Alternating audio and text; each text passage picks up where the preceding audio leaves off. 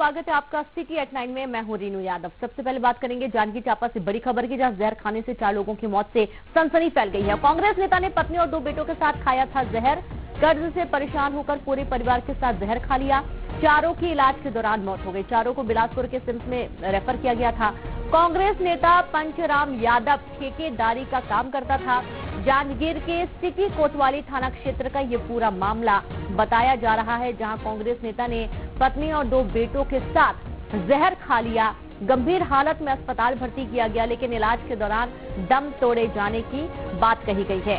कांग्रेस नेता पंचराम यादव इनका नाम है, जो कि ठेकेदारी का काम करते थे और काफी परेशान थे कर्ज से, और इसके चलते इन्होंने आत्महत्या कर ली है। पत्नी समेत 2 बेटों के साथ आत्महत्या किए जाने का ये पूरा घटनाक्रम से सनसनी फैल गई है। बड़ी खबर आपको दे रहे हैं जांजगीर चांपा से, जहां दिल दहला देने वाला ये पूरा मामला है।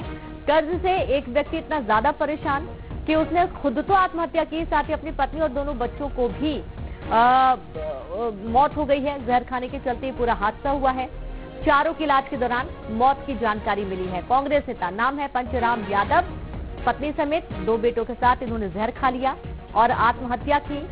इस खबर से इलाके में सनसनी फैल गई है।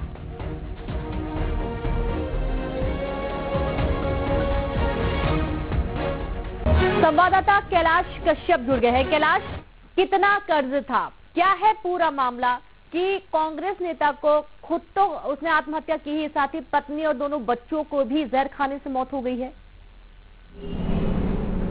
ये पंचराम यादव जो है पेशे से ठेकेदार थे, साथ में कांग्रेस के पूर्व में जिला कांग्रेस कमेटी के सचिव थे, अभी वर्तमान में सक्रिय सदस्य हैं और अभी जो है कुछ दिन पहले अपने बेटों के साथ फैब्रिकेशन का भी काम उन्होंने खोला हुआ था और लगातार वो कर्ज लेते गए और कर्ज की बाढ़ उन पर इतनी हावी हो गई कि वो अपना मकान बेच दिया और मकान बेचने के बाद भी उसका कर्ज चुकता नहीं हुआ और साहूकार से जो आतंकित होकर इस तरह के खौफनाक कदम उठाए हैं। अपने 2 बेटे, जवान बेटे जो 18 से 20 साल के रहे होंगे और अपनी पत्नी के साथ जो है बीते रात को जहर सेवन कर लिया था। उसके बाद आनंद फानन में जब दोपहर तक उनकी दरवाजा नहीं खुले तो मोहल्ले वासी ने उसको दरवाजा को तोड़कर पुलिस को सूचना देकर उसको अस्पताल पहुंचाया और कीटनाशक की जो है वहां पे बदबू आ रही थी और जो है हालत बिगड़ते हुए जिला अस्पताल के डॉक्टरों ने उसको सिम्स रेफर कर दिया गया।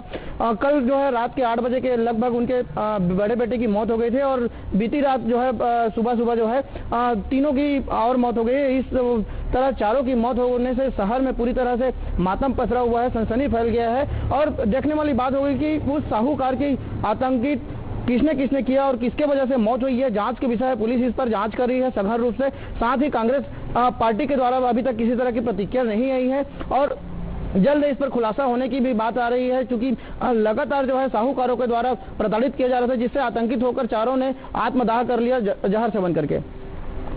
बिल्कुल, और ये कर्ज से परेशान होने के चलते ये इतना बड़ा उन्होंने आत्मघाती कदम उठाया।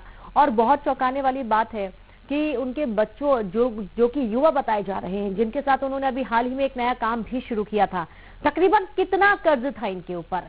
आसपास के लोगों का क्या कहना है? क्या इतना ज्यादा कर्ज जो कि ये चुका नहीं सकते थे? जैसा आपने बताया कि इन्होंने मकान भी बेच दिया था, उसके बावजूद इनके ऊपर कर्ज था। जी, अब तक मिली जानकारी के अनुसार जो है 55 से 60 लाख रुपए में मकान बेचे थे, उसके बाद भी इसका कर्ज जो है चुकता नहीं हुआ था और लगातार साहूकारों के द्वारा दबाव बनाया जा रहा था। उनके पास ऐसा कोई व्यवस्था नहीं था जो कर्ज से चुकता करके ये आसानी से जीवन जी सके। इस वजह से ये इतना बड़ा खौफनाक कदम उठाने के लिए कहीं न कहीं ये मजबूर हो गए हैं और साहूकार को देखने वाली बात होगी कि आखिर किस तरह के और कितने लोग के द्वारा इसको परेशान किया जा रहा था। बिल्कुल, ये तो देखना ही होगा कि कितने लोगों के माध्यम से परेशान किया जा रहा था। क्या मोहलत नहीं मांग सकते थे? किस तरीके का इनका काम था? जैसा आपने बताया ठेकेदारी का काम था, नया इन्होंने बिजनेस शुरू किया था। बिजनेस में रफ्तार तो कुछ टाइम के बाद ही आती है। इतना भी बैलेंस नहीं था कि कुछ समय तक ही जीवन यापन कर सकें और धीरे से अपना कर्ज चुका सकें। और भी कोई लोग इनके रिश्तेदार हैं क्या आसपास? पड़ोसियों का क्या कुछ रिएक्शन है इस पूरे घटनाक्रम को लेकर? कैलाश,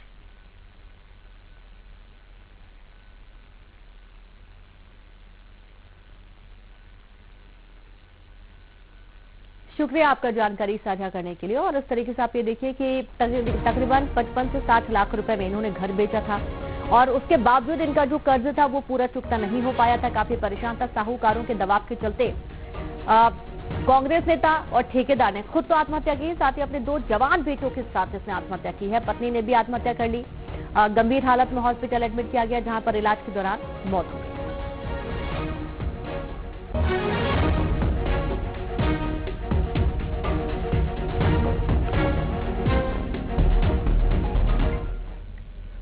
खबर अंबिकापुर से, जहां पर मोबाइल